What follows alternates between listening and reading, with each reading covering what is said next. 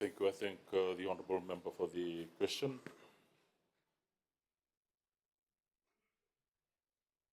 It's timely and significant that Fiji continues to prepare in this cyclone season and the heightened risk. The issue of scattered, unsecured and derelict vessels within Suva Harbour is a long-standing issue in terms of maritime safety, environment protection and resilience.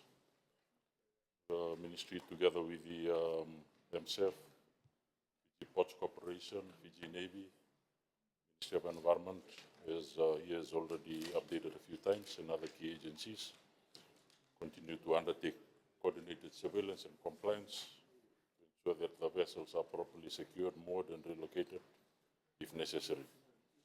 These efforts are essential to prevent drifting vessels, collisions and damage to harbour assets. As already alluded to by my fellow Minister for Environment, derelict vessels had been removed. There were 44, 17 had been removed. Currently there are 27 remaining.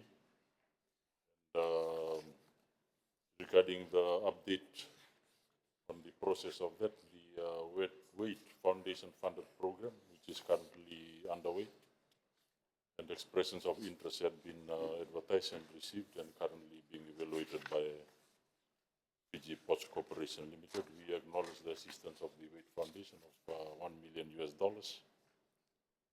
to continue this work. Not only that, but also the comprehensive review of legislation and regulatory frameworks regarding this issue.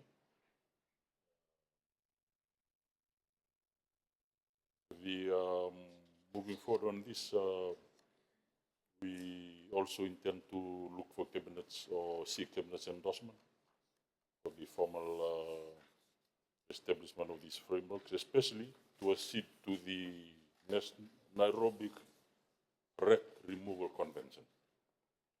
It basically provides international rules for the prompt and effective removal of hazardous wrecks and establish a legal framework for coastal states to deal with wrecks and requires ship owners to be strictly liable for costs for relocating,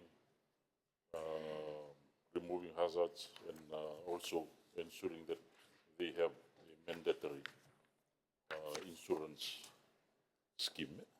So just for the timelines regarding the work with Wait Foundation, the expressions of interest that come in.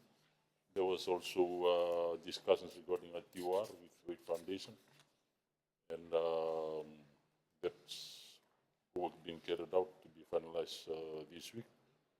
And by end of week 1 of December, we hope to finalize the tender evaluation to be submitted to the FPCL board for approval.